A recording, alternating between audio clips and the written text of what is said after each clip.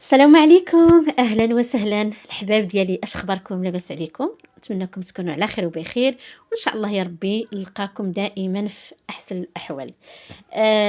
صراحة تحت الطلب ديال الغزالات حبيبة الفنات ديالي، بزاف لقيت صراحة ديال الكومونتيرات وهما راهم صحاباتي هادوك وأصدقاء ديالي، كنجمعني بهم واحد الجروب دابا نقولها لكم اللي هو غزال غزال بزاف، تنتمنى ليهم إن شاء الله النجاح والاستمرارية يا ربي ونشوفهم دائمًا في أعلى المراتب. طلبوا مني نرجع نشارك الطبخ ديالي البسيط معاكم ومرحبا، غالي والطلب رخيص. هنا أول حاجة غنبدا بها هي غسلت الدبنجال ديالي، مسحته ودرتو يتشوى فوق البوطة. بالنسبة هنا باش غادي نصايب لاصوص الثومة، 3 الحبات ديال المطيشة، هنا عندي باقة ديال القزبر والمعدنوس والأكثرية اللي كتر فيها هو القزبر. صافي يا البنات، وغنبدا معكم الروتين ديالي البسيط جدا. أعتذر على بشاعة المنظر. دوزت باش نوريكم الشتيوة ما شاء الله تبارك الله الرحمن، ربي جاد علينا برحماته وكرمنا، والحمد لله والشكر لك يا ربي على هاد النعمة اللي نعمتي بها بنا ديال المطر، حيت نعمة المطر شي حاجة اللي ما تتقدرش بثمن.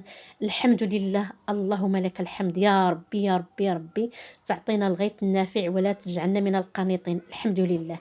اول حاجه البنات بعد ما شويت الدنجال ديالي غادي نمسح البوطه. انا من سبع المستحيلات نطيب والبوطه عندي مسخه، واخا تكون كيف ما بغات تكون قديمه جديده كيف ما بغات تكون، انا مستحيل نطيب فيها هكذا. شويه الدبنجال ديالي اكيد راه تيدير بقايا كارثه، ولكن واخا هكاك البنات انا راه تنحماق على ديك الفيمي وعلى ديك الريحه ديال الشوا. انا الا ما كليتش الدنجال هكذا صراحه ما ناكلوش مقلي، راه مطقطق زيوتات تهلك المعده. انا بالنسبه ليا تجيني انا كأنا الطريقه الصحيه ديالو عندي هي هكا. هذا ما كان. هنا مسحت البوطه ديالي، غادي نخلي الدنجال ديالي يبرد وغادي نمشي نغسل معناتي قبل وبعد. هنا بعد ما غسلت معناتي مسحت لابوبو ديالي، ما خليت فيه حتى حاجه وباقا غنرجع نوسخه، ولكن بحال لابابو بحال البوطه مستحيل نخليه موسخ. صافي هنا جبت مقله ديالي اللي غادي نخوي فيها واحد الكميه ديال الزيت، زيت البلديه. ملاحظه الدنجال تيبغي الزيت البلديه وتيبغي الزيت شويه بزايد، ماشي بحال التكتوكه ما تتشربش الزيت بزاف. الدنجال واخا مشوي واخا مقلي، كيف ما درتو له المهم الدنجال تيمتص، يعني عنده واحد الطريقه ديال الامتصاص خطيره. تيبغي شويه الزيت بزايد. اكيد الثومه، انا تنبغي الثومه صراحه في الطياب ديالي كامل، راه عارفينها الاخوات من قبل، انا تنكثر الثومه في الطياب ديالي صراحه. هنا غندير هاد 3 الحبات ديال المطيشه اللي انا دوزتهم في الحكاكه الرقيقه، يمكن لكم تقطعوهم على حسب، المهم كيف ما بغيتوا. انا كيف ما تنقول لكم دائما كل واحد والطريقه ديالو كيفاش تيطيب، انا هذه طريقتي. صافي هنا غادي نخلي هاد الثومه مع الزيت البلديه ومطيشه يتقلاو مزيان مزيان مزيان مزيان يتشحروا. صافي الدنجال ديالي البنات انا راه ما تنرجعش نغسلو ابدا، ملي تنغسلو في الاول ونشفو ونشويه تنخليه يبرد مزيان وتنقيه كما تتشوفوا، ما تنخلي فيه حتى شي حاجه، تنرجع نقيه غير بشويه بشويه بشويه، ولا شفت شي حاجه فيها الكحوليه تنمسح هكا وصافي تيتنظف. هنا بالنسبه للاصوص ديالي، بالنسبه للتوابل اللي انا غادي نستعمل، عندي شويه د الملحه، شويه د الابزار، شويه ديال السودانيه، وعندي شويه د الكمون. ما تكثرش الكمون راه تيمرر. بالنسبه للناس اللي تيبغيو الالوان وتيبغيو داكشي مشعشع، وانا ما تنستعملش صراحه التحميره، ما تنستعملهاش.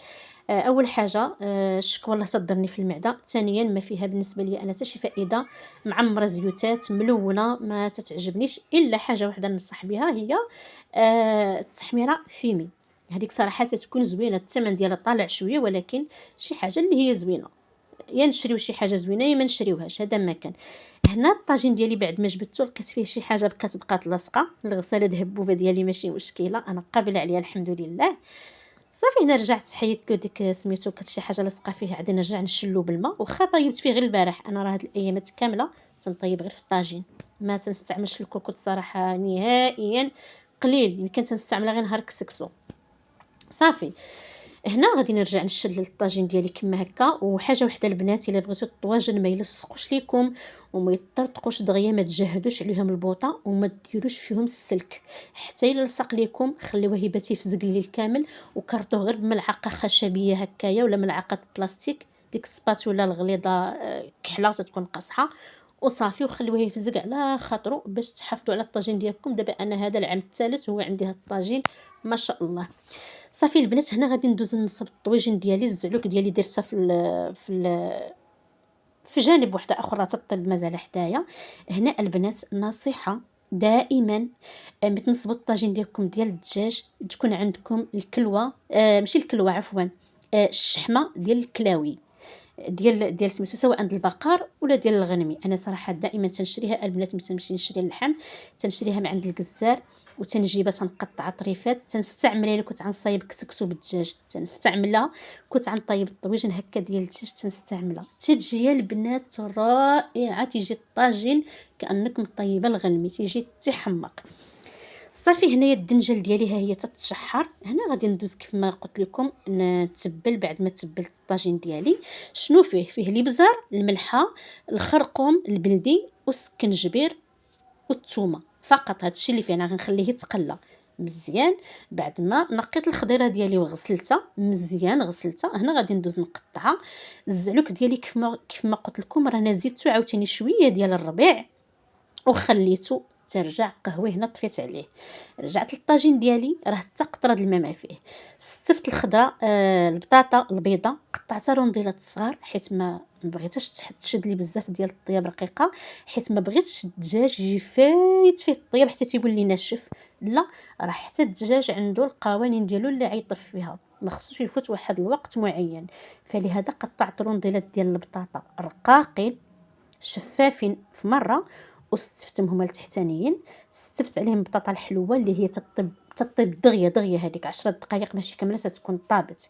البصله درت لها شويه ديال الابزار والملحه والربيع، وخلطتها هكا هي وقطعتها رقيقه، درتها من الفوق. زدت رشيشه ديال الابزار، رشيشه ديال الملحه باش ما يجينيش الطاجين ديالي مسوس.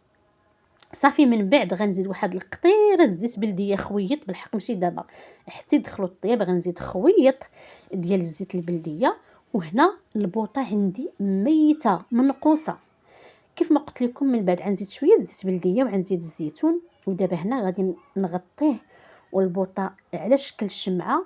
وغادي قبل ما نغطيه غندير واحد المغرفه خشبيه في الفم ديال الطاجين باش ما يفيضليش، حيت البصله تطلق الماء، انا تنديرو ولا قطره ديال الماء.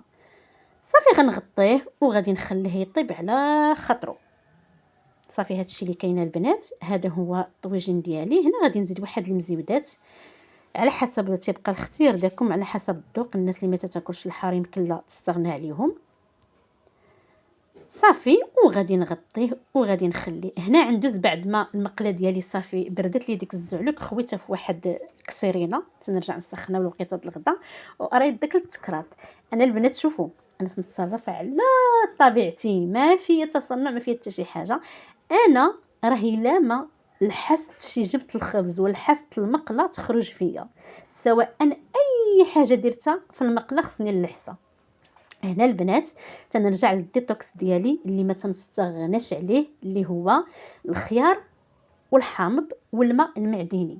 هاد القرعه هادي تنخوي منها 2 قراعي في النهار. يعني دابا قرعه تنديرها هكا مع ديك 9 ديال الصباح، تنبدا نشرب فيها حتى 12 تنعمر عاوتاني، تنزيد عليه النيت على هذا نعمرو عاوتاني حتى المغرب. وصافي تنحيدها تنخويها، ولا غدلي تندير واحده اخر. هاد الطريقه تنديرها يوميا، واحد ديتوكس اللي هو خطير. بعد ما طاب الطويجين ديالي هنايا زدت شويه ديال الزيتون كيف ما قلت لكم، راه حتى قطره د الماء، وشوف شحال طلق د الماء. هنا غادي نخليه مازال يشرب واحد شويه، غير يشرب وغنطفي عليه تكون بقى فيه مريقه، حيت راه البطاطا ملي تطفي عليها راه تتزيد تشرب. صافي هنا بعد ما وجد الطويجين ديالي رافقته بالزعيلك ديالي كما تتشوفها، هي هذه الزعلوك ديالي بعد ما سخنتها حيت كتبردت. والخبيز طبعا شويه ديال الخيار القرمشه، الزيتون الحامض. هذا هو الطويجين ديالي. الطلب ديالكم لبيتي لكم. تنتمنى ان شاء الله نكون خفيفه على قلوبكم. شكرا لكم من القلب، شكرا للكومنتات ديالكم الزوينه، شكرا للكلام الراقي الغزال الغزال بحالكم. الله يخطيكم عليا، الحمد لله، تنبغيكم بزاف. شكرا والى اللقاء.